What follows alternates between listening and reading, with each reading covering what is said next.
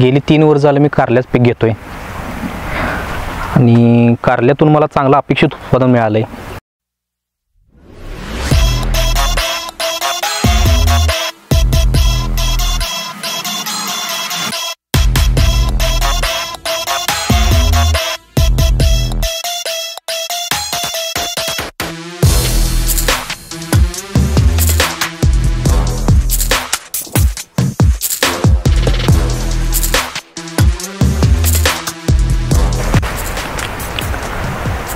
नमस्कार,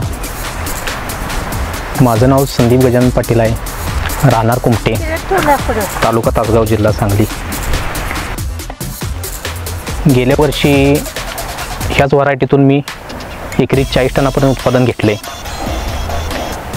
यंदाही प्लॉट चांगला आहे, निरोगी आहे आणि चांगलं उत्पादन अपेक्षित आहे.